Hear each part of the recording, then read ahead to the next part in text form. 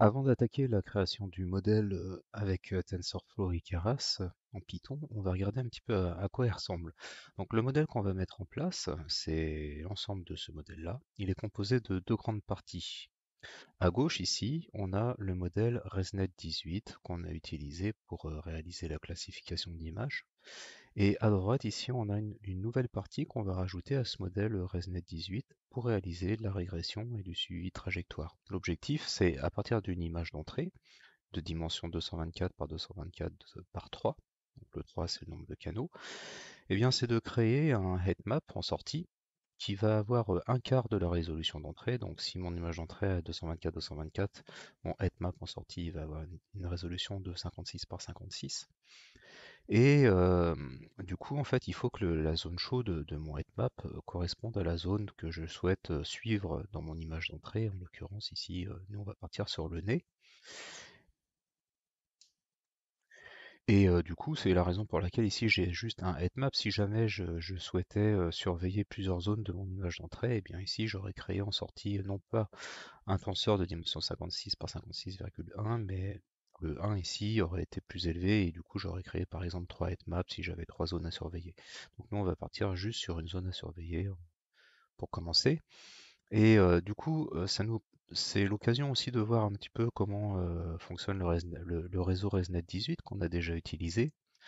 Le réseau ResNet 18, lui, il prend en entrée une image à laquelle il vient faire un premier produit de convolution. Donc, d'une manière générale, les produits de convolution sont en jaune ici, et le max pooling est en rouge. Donc, en fait, il fait une première convolution qui va venir réduire l'image par 2, déjà pour commencer.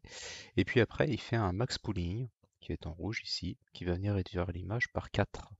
Et ensuite, il fait deux ensembles de biconvolutions ici.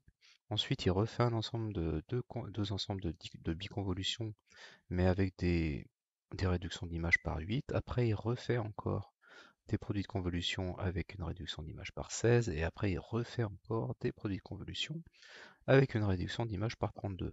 Et donc, à partir d'une image de 224 par 224, on vient diminuer la taille par 32, mais par contre on vient démultiplier le nombre de, de, de représentations.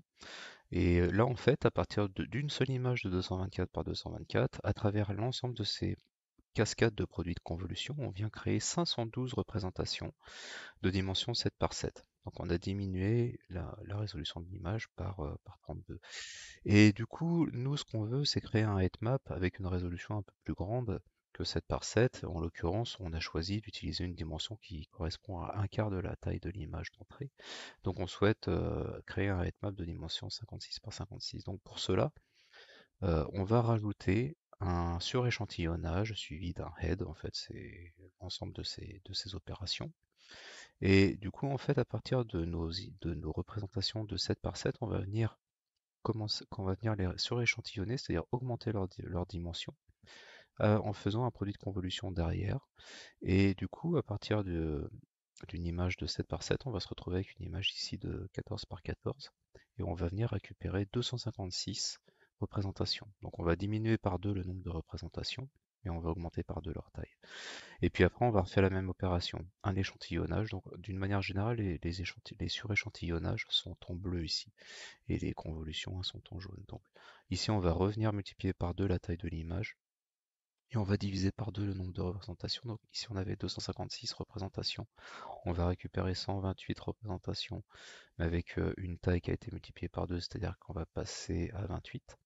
Et puis ici, on va remultiplier par 2 la taille, donc on va passer à 56 et on va diviser par 2 le nombre de représentations. Donc ici, on va se retrouver avec, 64 représentations de, de nos images qui ont été suréchantillonnées et qui ont une dimension 56 par 56. Et à partir de ces 64 représentations, on va venir construire notre headmap à l'aide d'une convolution. Et voilà, et on va faire en sorte que le headmap construise la zone chaude sur le point correspondant à la zone qu'on souhaite identifier. Donc voilà le réseau global qu'on va utiliser. C'est un réseau assez simple, il y a des réseaux qui sont plus complexes que celui-ci, où on va venir chercher d'autres entrées qui ont des résolutions plus grandes pour avoir une meilleure précision, parce que là en fait on se rend compte que la seule sortie qui est utilisée de notre réseau ResNet, c'est la sortie 7 par 7, donc celle qui a la plus faible résolution, et c'est à partir de là qu'on va venir créer notre headmap. Et certains modèles utilisent des structures un petit peu en parallèle ici pour revenir chercher des informations qui ont des résolutions un peu plus grandes.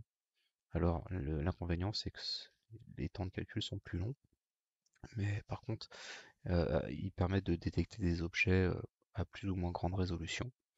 Donc nous on va commencer avec cette méthode-là et on va voir un petit peu ce que ça donne.